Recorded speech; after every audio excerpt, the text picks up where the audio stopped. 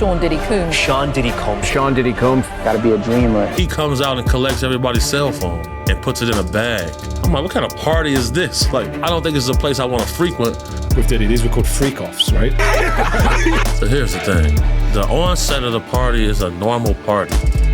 And then, you know, you can go upstairs. I had to regulate a couple times. What kind of thing did you have to regulate? What are some of the allegations about him? Paying people to engage in sex acts with other people while he watches in a sort of voyeur situation. I have encountered Bieber on several occasions, and you can see that on that video. Things are awkward. You're 16. Something took place there. Is your theory that some people perhaps related to Diddy may have given you cyanide poisoning? Bloody hell, what did the cyanide feel like? I felt like I had and like, I wish the worst on the guy. I'll never sit idly by and just know that these guys are committing crimes against women and children. Did you kill a guy? You can't say. Who's that? That's me. That's you. You got like blood and bandages all over you. You said, but I killed him. Yeah. You didn't kill him though, did you? Did you?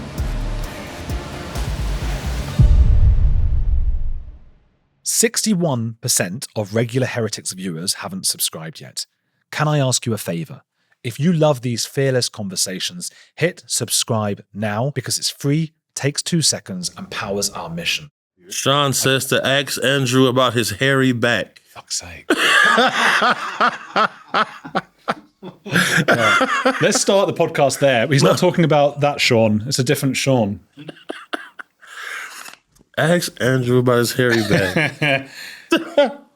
So that's an American... Is that a black American thing to say axe? Yep. That just happens, doesn't it? Everybody just does that. Yep. Absolutely. I suppose why not? There's loads of words we don't say the way they're spelled. Yeah. That is true. Like a lot of slang, like in the black community, we try to shorten up every word. Huh. You know, so like if your nickname is... So if you already got a nickname, we're going to try to shorten that nickname. Yeah.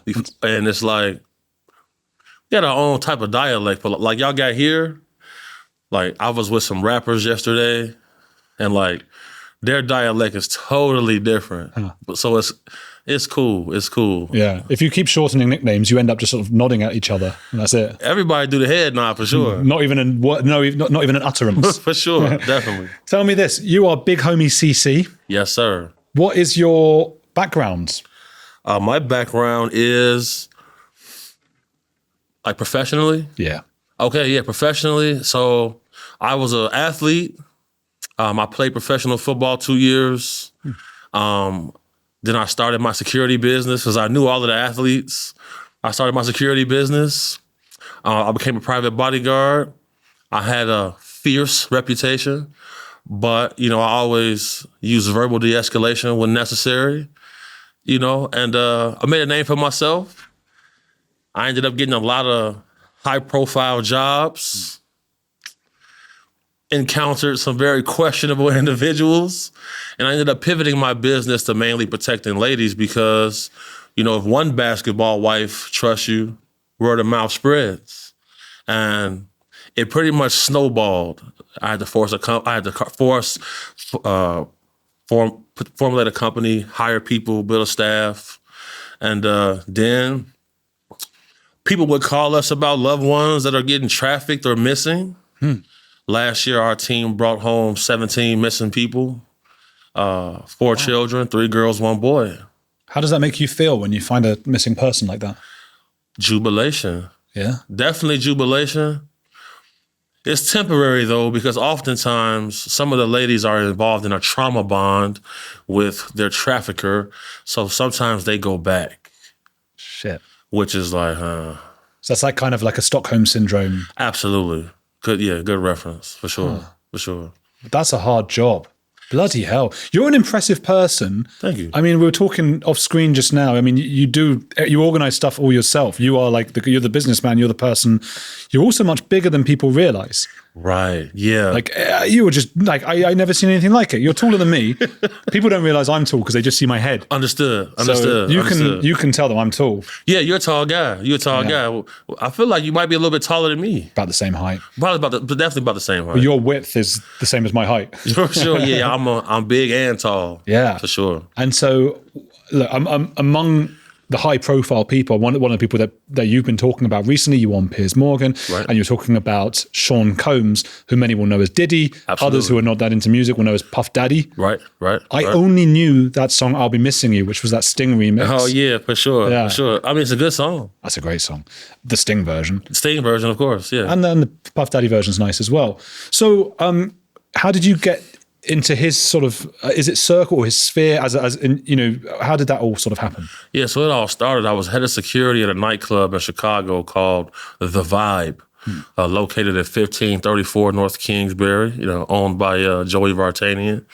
And they had booked them for an event. And like in Chicago, throughout that time, like whenever talent or anyone of stature or status would come to the city, like people would call me to keep them safe. So after the nightclub event ended, he had an after party.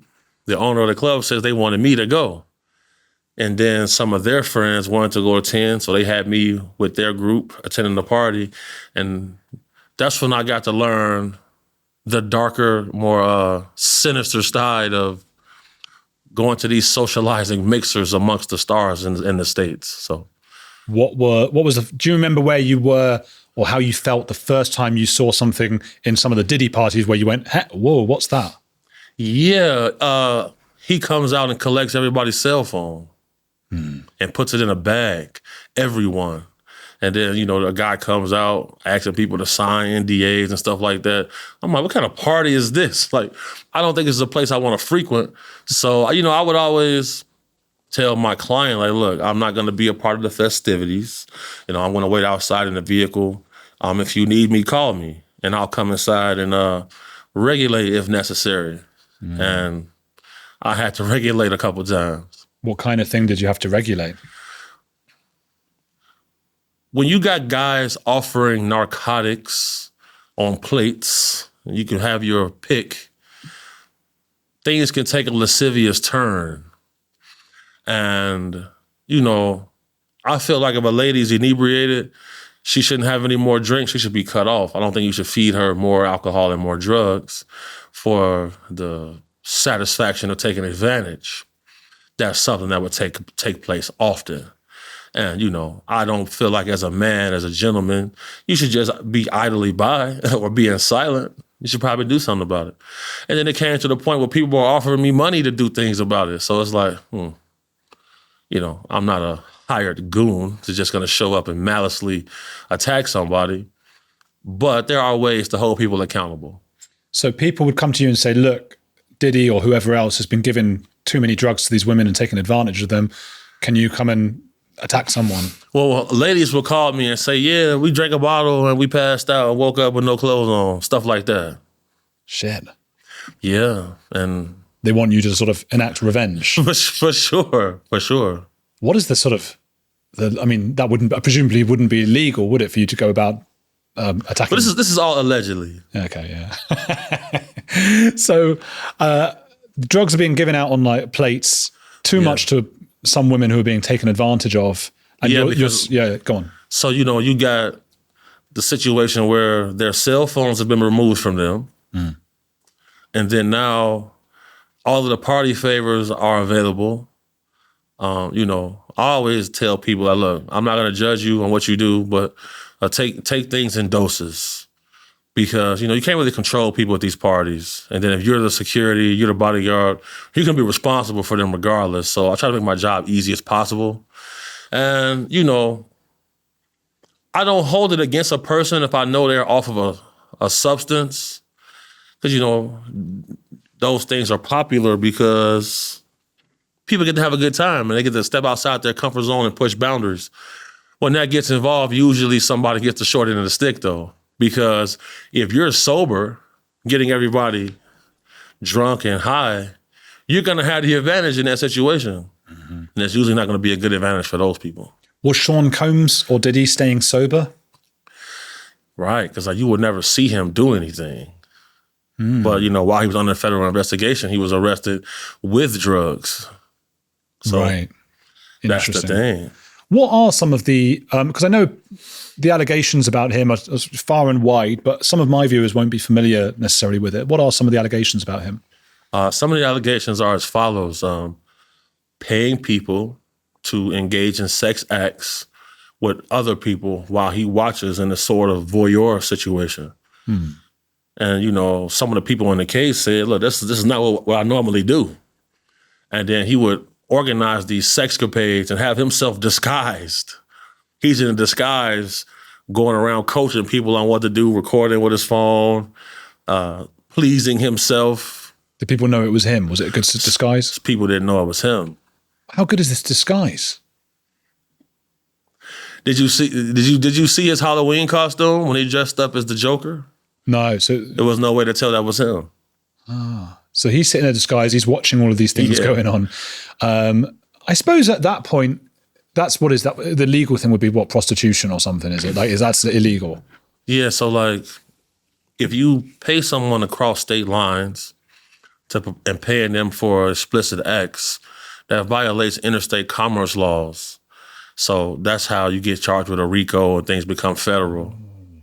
That's how that works. So RICO, I just know from the gangster films. Right. Yeah. But, you know, usually in a RICO, it's several people. This is the first instance where we ever seen a RICO. It's just one guy. Wow. Okay, so go on, sorry. So, you know, he had a drug mule, a gentleman who played basketball previously. He got arrested boarding a private plane with a large amount of narcotics. He's just disappeared. Wow. So that's how I knew. I'm like, okay, well, the conspiracy, I know there's an active conspiracy going on. And I knew that he'll probably get off. And I know I'm going to be target number one. So thus, we had got some intel. You know, I've been poisoned before. I test positive for cyanide on 3 occasions. Cyanide metabolizes into pneumonia in the human body. So I've had that 3 on 3 occasions. So I really only have one lung. Like my sinuses are permanently damaged. Like people always ask me why I'm sweating. It's because like none of this was happening to me. I never had none of these effects. Like the AC is on. Andrew has been an amazing host. You know, that I shouldn't be sweating. Yeah. So we don't usually have it on because of the audio, but we can take that off. For sure. But I just couldn't have you hot. I appreciate that. You can't just trust one news source anymore. Take last week's headlines about Keir Starmer launching a national inquiry into grooming gangs. We can see that there are over 150 sources covering this story, with quite an even distribution between left, centre and right-leaning sources. That's why I use Ground News, today's sponsor. It shows how the same story is reported across the political spectrum. Follow along at ground.news/Andrew. On the right, Spiked blasts Labour for denying the grooming gangs for decades and now posing as victims' champions. Meanwhile, HuffPost, on the left, mentions the far-right bandwagon and uses language characterising Starmer's decision as a major U-turn, potentially implying political inconsistency. Ground News puts this all in one place, showing you the bias distribution and how factual each source is at a glance. It's the only tool I trust to break out of the echo chamber, which is really important in today's fractured world. If you don't believe me, believe the Nobel Peace Centre who support Ground News' mission. Go to ground.news/Andrew to get 40% off the unlimited access plan this month, the same plan that I use. That's ground.news/Andrew. And comment below my pinned post, which version of the Keir Starmer story do you actually believe? So, I'm sorry to hear that, man. I mean, you know, that's what I signed up for. So it's all good. Yeah. I've been proven to be hard to dispatch. Yeah. And you've left the country, though. Yes, permanently. Have you gone into hiding, in a sense? No. See, here's the thing. If I stay at a certain location, I know what I'm going to do. It's been proven. It's documented. I can show you videos of violent encounters I've had with people putting bounties on my life. You know, I promised my mother I would not partake in such activities anymore, you know? I feel like people didn't know the extent of my intelligence, I felt like. So once I started to go viral for giving people knowledge on things, you know, it changed the perspective of me. And I got a massive outpouring of support. and invitations from people in London. So I arrived. But people don't know that, I've lived out of America before. I keep certain things a secret, though, because, in my line of work, once I became somewhat of a fixer for people, you learn to keep things on a need-to-know basis. Situational awareness depends upon that. Is your mom worried about you? My mom is always worried. But now she seems a little more relieved to know that I'm here. My mom made sure that my brother and I were cultured growing up. So, yeah, I did extensive research on this country before I arrived here. And, I always took my education seriously. So in college, I made a lot of contacts because I was always like in gifted programs. So like I'm in classes with people from India, Britain, London, who are exchange students. And, those people still remain my friends now. So integrating here has been rather pleasant. It's been pretty easy. Well, that's nice. It's good that you have a place to be Absolutely. where you're maybe safer. Definitely safer. For sure. Bloody hell. What did the cyanide feel like? I felt like I had the worst flu possible. And, you're taking flu medicine and stuff like that and nothing's working. It's like, I feel bad. And, for one situation, 19 days in a row, I was extremely just sick. And I had a nurse say, we need to get a toxicology report.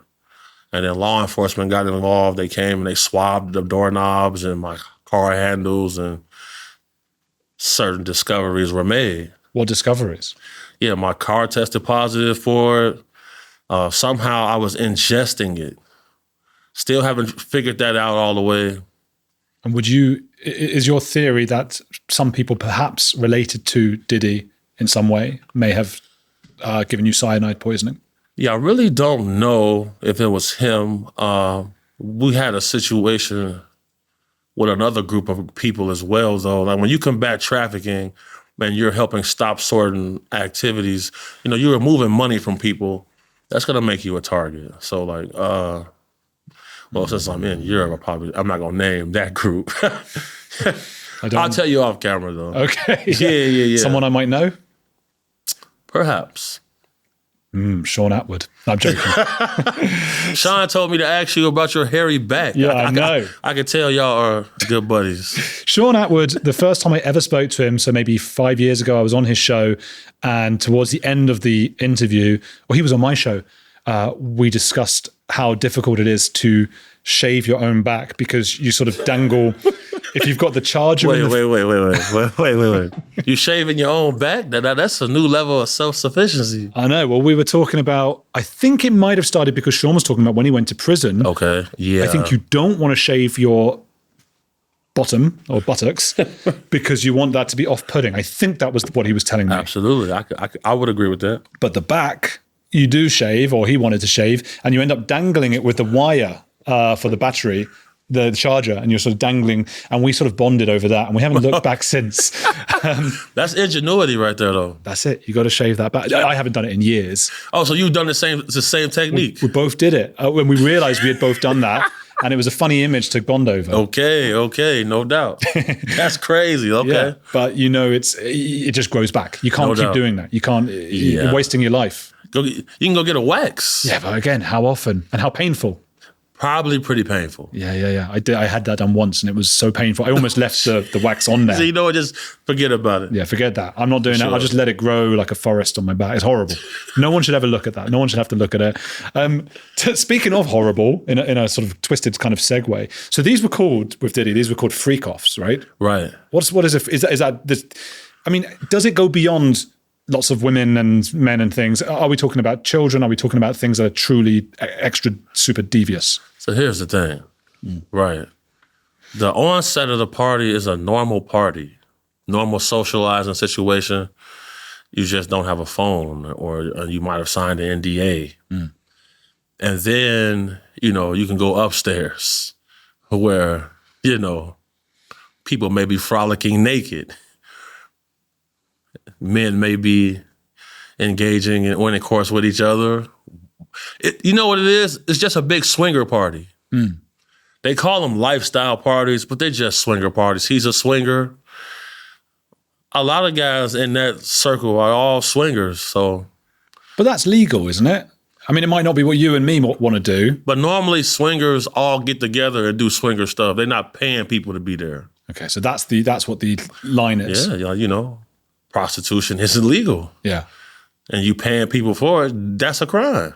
But there haven't been allegations about underage, have there? If I would have seen any underage activity, there would have been graveyard circumstances for people. I don't play about that. That's something I'm very adamant about. I can turn to a vicious individual when it comes to things like that. So I have never seen that. If I would have seen anything like that, it would have came to an immediate halt if I was present. But it could have been when you weren't present. You know, it would have to be. Are those allegations those swirling around about him? Yeah, there are allegations swirling around. You know, at the end of the day, in the onset of the trial, he came under scrutiny for tampering with witnesses. We haven't seen any witness tampering charges. We've seen a lot of witnesses just disappear. He had no good character references, no witnesses to speak on his behalf. I think that speaks volumes. And at the end of the day, he was the middleman. He was the party guy. Once he sued the liquor company, then CNN drops that video of him being violent towards Cassie. That's his ex-wife. Like once he sued Diageo, the company, you know, when these big companies, they got board of directors, everybody's got millions. And in his situation, people thought he owned Ciroc. He was never an owner of the company. So when I seen him transfer the ownership of Revolt TV to a shell company owned by a buddy of his, I knew that he knew he would be getting arrested soon. Wow. For sure. And he could face life in prison, I think. Yeah, 15 years to life if he gets found guilty on one count. So racketeering, conspiracy, sex trafficking, and transportation to engage in prostitution. But you think he's going to get off? Yeah, they dropped the majority of the charges. And I told people this. So, you know, I said, well, you know, I'm really good at what I do. But, you know, I'm 37, man. A few years, I'm 40. You know, I've never really had any meaningful relationships. I don't have any children. Never took a vacation. So I said, well, I'm getting embraced across the world. You know, my passport has stamps. Let's get some more and just keep working. You know, keep on the path, keep walking in the light. It is what it is. I got no problem being a digital nomad. Are you looking for love in Britain? I think love has found me in Britain. I'll say that much. The ladies here have embraced me well. I was told earlier, I'm going to run you down, big homie. I say, wow. And that's in the grocery store. I'm at the Sainsbury. She said, what are you doing here? I was just watching you on YouTube. You're really in London. And then people start gathering around. The Piers Morgan interview was real big for me because like now people outside of my country learned about me. And my website, bighomie.cc.com, crashed. So many people in the UK were ordering shirts. I'm trying to find, I got a ship over there. Like, you know, I might as well just go. Yeah. Who was this woman trying to run you over or something? She was trying to run you down? She said that now that she knows I'm here, she's going to run me down. Wow. She said she's going to give me a few days to get settled in, and then I belong to her at that point. Wow. You sure that wasn't just like a road rage incident or something? No. We were in the store. Yeah. So I'm like, damn. Yeah. Wow. Taking a lot of photos, a lot of people. I got a meet and greet coming up. Oh man, that's nice. That's sure. nice. That's good. Well, look, you're spreading an important message. I mean, particularly with not just Diddy. Outside of that, the way you've combated human trafficking. And Absolutely, that's really important. So I think people really appreciate that. People really respect that. Yes. And Piers is obviously he's shone a light on that, and I hope that we can continue to do that as well. Absolutely. One of the biggest controversies around Diddy, again swirling around the internet, is Justin Bieber. Right. What do we know about that? You know, I've encountered Bieber on several occasions. I used to bodyguard a gentleman named David Strauss in America, and he would take his nieces and nephews to Bieber concerts often. I've been backstage. I've met him several times. I remember meeting him as a young man, and then me seeing him again now. He seems dejected. He seems like a shell of himself.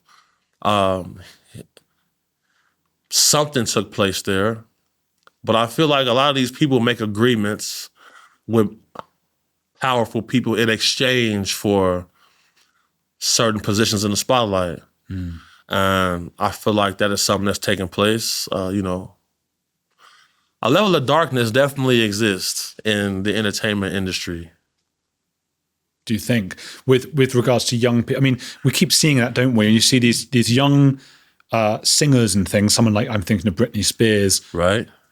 Whitney Houston, who ended up, Amy Winehouse, just chewed up and spat out by the industry. Absolutely. Justin Bieber, yeah, as you say, seems like really erratic. You look back at the treatment of him. It wasn't because it wasn't just Diddy. It was like everyone around him. They spoke about him like he was like a piece of candy or something. Yeah, I feel like you lose a sense of humanity. Like people don't humanize you after a while. They look at you as an object. And everyone wants to get their piece. I experienced it with myself. Like once I started to get a buzz and get more attention, socially profile gets to grow. Everybody wants to be your manager. Everybody wants to book you for this. But it was just everybody just trying to get some money, get a payment. They don't really care what happens to me or how my brand looks. They try to sit me down with just anybody. So, I went to school business management. I can handle this myself, But for a 15-year-old kid, as Justin Bieber was, 15-year-old kid, you're gonna be subject to things probably not in your interest. You seen those weird videos of him with Diddy at the time? And you can see that on that video, things are awkward. But at the same time, I tell people when a person is around somebody they idolize, they can be subjected to things that normally they would turn their nose up to. But in those situations, when in Rome, you're going to do what Romans do. Do you think he might have been pressured to go to these freak? He was present for some. Was he? For sure. Strange. I mean, I suppose if he was over 18, I mean, it's illegal anyway, isn't it? But if he was under... He said in an interview that Justin Bieber is over here at the house doing things that we can't talk about. He said that. You can pull that up. Shit. Yeah, this is pretty sordid. What about what was it, baby oil or whatever? What was that about? Well, in the testimony from Cassie, one of his requirements for a freak off was cases of baby oil because he wanted everybody's body to be shining as they are in the nude doing explicit things. Just slippery everywhere. Slippery everywhere, weird. Is he just like a weird guy apart from the sex stuff? Yeah, what I noticed is like guys who aren't used to being in a leadership role or in a position of power, once they get there, all of those dark thoughts become intrusive and it seem to take over because they can get away with it. What's he like? Like talking to him? Is he rude? Is he what is he? I would say he's a chameleon. I would say that. Okay. What is it? It sounds like there's code. Well, like in the Bible, they said that a reptile convinced Eve to bite the apple. Yeah. He's kind of a reptile. Wasn't it a snake? Absolutely. Is that a reptile? Reptile. Is a snake a type of reptile? Yes. See, people think they don't learn stuff on this channel. A snake is definitely a type of reptile. Yeah. Well, there you go. I'm learning every day. Absolutely. A man should never stop learning. Yeah, I think so. I just think of lizards as reptiles. A lizard is a reptile. As well. Snakes used to have legs. Apparently. Yeah, so they used to be a lizard. This is my favorite episode. No doubt. This is a favorite interview. Man, I'm glad I'm here. I'm enjoying it. Yeah, that's great. But we are talking about very serious things as well. Absolutely. It's hard, isn't it? I mean, I'm laughing about the snake thing, and then I'm thinking about this mad baby. I mean, it's a weird thing that people are trying to get their heads around, this whole Diddy thing. And to what extent is this just like, if you were to really look into that music industry, the entertainment industry, do you know of others? Can you think of others who have these kinds of allegations around them? Well, you see what happened with Fat Joe right now. Go on. Have you seen that? No. He's been accused of some very dark things with minors. Like I said, like all of those guys from certain eras all partake in the same thing. Like, you keep hearing it over and over and over. Pardon me. And, I was there for certain things. And, I've had altercations with a lot of people over such things. That's why people seem to kind of avoid me a little bit. It's like, screw that. Did you have an altercation with Diddy? Not with him directly, but some people around him for sure. Why is that? They know what they did. What did they do? Let's just say they tend to fondle people without their permission. Oh. And some of those ladies knew me, and they had access to a lot of resources. I see. To compensate for some sorting. I see. I've been told that also that Diddy's his ex-wife and kids were sometimes sort of at the parties or made to be there. His kids was definitely at some of them. That's mad. The legendary Dapper Dan said that what's going on with Diddy didn't start with him. It started with his parents. He used to party with his parents. So grooming is real. You think it goes through the generations? Yeah, in my experience, whenever I would go on a retrieval call for somebody, there was always an enabler in the family. One situation with a young lady that we brought home, her grandmother said, "Why would I feel sorry for her when I was married at 13? You gotta think about those things. Yeah, I think so. Why do you think no one said anything about Diddy for so long? People were saying things, but when someone has a history of aggression and violence and money, and you've seen people come after him and die previously, that's going to have people intimidated to speak. I understand. When I first started speaking out, it was 2015. People told me I was crazy. There were no podcasts. YouTube was growing.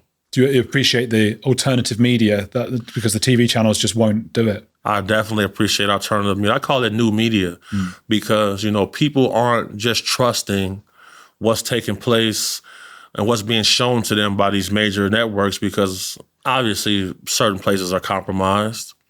Look at the situation with Trump and Iran. We got major channels posting as if there was no bombing on a nuclear facility. They're posting photos that are old, saying, "Oh, nothing ever happened," and then Iran come out and say, "Yeah, it's destroyed." So it's kind of like, Yeah, it's a crazy world right now. You don't know what to believe. Speaking of which, actually, and we have to be careful for legal reasons, I believe, but why do I keep hearing Beyonce and Jay-Z mentioned around the whole Diddy case? Yeah, I feel like people associate them from the events. They see them all hanging out together. They see Combs and Jay-Z always at events and being friends and stuff like that. And then they consider these people elite and partaking in dark magic and stuff like that. So they just associate it all together. I haven't heard anything about Beyonce or Jay-Z. I know Jay-Z to be a very calculated individual. He doesn't make a lot of mistakes. So, when we see certain lawyers coming out, I said, look, he didn't put out a statement from a publicist or a lawyer. He typed up his own statement on his phone and released it. This is a person who stabbed his own brother for selling his music illegally. Hey, who did that? Jay-Z. He stabbed his brother? Yeah. You can't stab your brother. It happened. Stabbed his brother. Logically, you probably wouldn't, but if the dollar is what you worship, that's what you'll protect. Yeah. Is that a fact that he stabbed his brother? Yes. Where did he stab him? For bootlegging his music. Did he in the chest or something? I'm not familiar with the location exactly, but you can fact check this. There's so much I don't know, particularly about that kind of music world. Because see, that music world, that era in New York, these were former drug dealers who converted into music moguls. So some of the street principles that they lived by, that's not going to go anywhere. They're going to still live by those. So I always wondered to what extent that was sort of, make-believe for the show. No. It's real. Wasn't make believe. Yeah. I suppose Tupac really died, didn't he? Tupac really died. Yeah. He was a gang member. He died gang banging. Bloody hell. That means something else, gangbanging, does in that. Yeah, so yeah, in that sense, it's just not a sexual term. What happened to the actor and singer Jamie Foxx? Jamie Foxx said he was at an event with his homeboy. His homeboy handed him a aspirin, and he woke up 21 days later. And some people believe it might be about staying quiet around the Diddy stuff.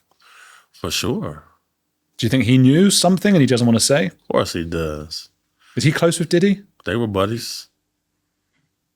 Yeah, it's weird to imagine that Jay-Z and Jamie Foxx wouldn't have known about some of these weird things he was doing.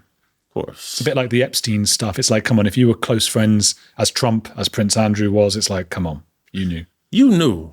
Of course you know. What would you like to happen to Diddy? I would just like for victims to get retribution and for justice to be served. And like, I wish the worst on the guy, but. What would the worst look like? Eternal darkness. God. Tell me a bit about some of the human trafficking work you've done. What's like the most extreme case that you covered? Most extreme case. Well, I treat them all with the same severity. The most extreme case was a lady that was born into a cult. Yeah, she was born into a cult. I was privy to audio recordings of her confronting members of her family about things that happened to her. None of them denied it. So we had her go get lie detector tests. We had to go through the ringer to make sure we could validate things in her story. And she passed a lie detector test with flying colors. She made claims that that gave birth to a baby through incest, and she was chloroformed, and they gave an in-house birth. The baby was taken, and she believed her daughter was alive. So, we come to find out the daughter was alive and living with two other guys in the cult that they were born into, and the situation just got so crazy. I had to refund her money, and you can't help everyone, no matter how bad you want to. I just do the best that I can. Have you had to, in your career, use extreme force and violence? Absolutely. What was the time you got particularly violent? Well, there was a situation where young lady comes to me. She pretty much barged into where I was at. She pretty much tosses a pair of small purple sweatpants at me. She says, "Look at this." I examine the pants. There's like dried white stuff on them, like dried blood on the inside of them, stuff like that. Then she says she's got a video from her cameras inside her house. The guy she's dating, him and his buddies, pretty much gang raped her daughter. Oh my God. She comes, makes a payment to us, and this person lost his teeth and things like that. We didn't know this guy had the resources to put a pretty sizable bounty on me, though. Once that was happened, 50 grand, people are going to try to collect on that. And I can show you some, I got footage of this. Of what? The aftermath. Of the guy? Yeah, like people came to kill me on several occasions. And you got footage of them trying to kill you? Yeah. You should be like running, not filming. If they're coming to kill you. Well, you got some people who, when shots go off, they go towards the shots. Yeah. And you got some who run and get shot in the back and die. I see. Yeah, I'm gonna die on my shield. I'm not gonna. So you filmed?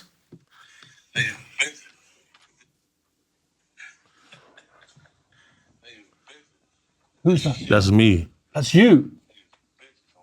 You got like blood and bandages all over you. Is that what that is? Yeah. You said, but I killed him. Yeah. You didn't kill him though, did you? Did you? So you're gonna see. So this is blood, and you're gonna see blood on my shoes, and you're gonna see the door shot out. I had to shoot through the door. Did you kill them? You know, there's been graveyard conditions for people. You know, I faced litigation, and there's that rule in America, isn't there? Like you can shoot someone if they're on your property. mutual combat. And was that your defense? Yep. Mutual combat, is that? Involuntary manslaughter. Do you have like guns and stuff? Not now. But in the because that's legal in the States, isn't it? Yeah. I'm licensed to carry concealed weapons, firearms training. Yeah, for sure. Every time I've been to like a friend's house in the States, it's like, and here's my wall of guns. You gotta have it, man. You gotta have it. I suppose so. Yeah. In the UK, it's just insane. And I couldn't. When I've been at friends' houses like that, I can't like stop thinking it's just over there. What if they come and get it and kill me? They could kill me so easily. But then you could with a knife as well. Yeah, you know, in America, Yeah. guns are like a hobby. Hobbyist for sure. It's not like people just want to murder. You know. Yeah, I didn't mean to imply that there's 350 million people trying to murder one another. Although, Well, yeah, statistics don't lie, so you know you're not too far off. man. So you killed this guy or attacked? What did you kill a guy? You can't say. I mean, I went to court and stuff for it, so I mean, I could talk about it, but like, you know, I never harmed anyone who didn't deserve it, and I don't want people to think that I'm just some brute. But you know, when you combat evil, in order to actively combat evil, a man has to be able to enact evil as well, because if not, you know, the victor tells the tale, and you know. I'll never sit idly by and just know that these guys are committing crimes against women and children. Yeah. And once it got brought to me, you know, a guy got boxed upside his head, lost his teeth. He could have left it at that. You know, I'm very good at what I do. I'm trained in everything dangerous. And their ambush didn't work. You know, I've had several bloody days, but. Did you punch him to lose his teeth? Something along those lines. Because I'm wondering what it feels like to punch and you feel the tooth come loose. You don't feel the tooth come loose. If you have a cut on your knuckle or something like that, you know some tooth. You can feel it. Bloody hell! And when you land a really good punch, you feel it in your wrist, not really in this area. Huh. Well, fair enough. I've got one more question for you, but where can people find your work and all those things? Absolutely. So my YouTube channel is Off the Grid Network. Me and my partner, Maverick Approach, we do live podcasts and we do shows and we interview people weekly. You want to find me there, you can find me there. And on Instagram, bighomie.cc. Okay, we will have links down below. Absolutely. Who is a heretic you admire? Andrew Gold. Oh, yeah. Absolutely, sir. Yeah, I like that. Is there another one? Have you got someone else you're thinking of? I have to be careful with saying certain things because, you know, I'm big in the Christian community, and in America, like they don't really interpret the word heretic as something positive all the time. What about a rebel? Just any rebel? Ibrahim Traore, the president of Burkina Faso. What's he like? Smooth operator. Is he? For sure. Shout out Boukare Fassal at the Bo Foundation, working with in Burkina. Okay. These are things I don't know about. I don't know much about Burkina Faso. It's an emerging African country. Emerging. They had a military coup. Ibrahim became president. They deposed the last president. And doing a lot of groundbreaking things there. As part of a military coup? Yes. Wow, I'll have to check him out. Yeah, check that out. Because those military coups are usually pretty bloodthirsty. Blood gets shed, for sure. Well, there you go. Absolutely. People, people, please go and check out Big Homie CC, Off the Grid Network. his Instagram. We'll have the links down below. He's been wonderful and has been an amazing guest. And it's been a long way coming over to here as well. So please do go follow him, go check him out, see if you can get him to help you with whatever, say hello to him. Yes. I'll respond to all DMs. There you go. He'll respond to the DMs and all of those, slip into his DMs and hit the like button. Keep watching this show.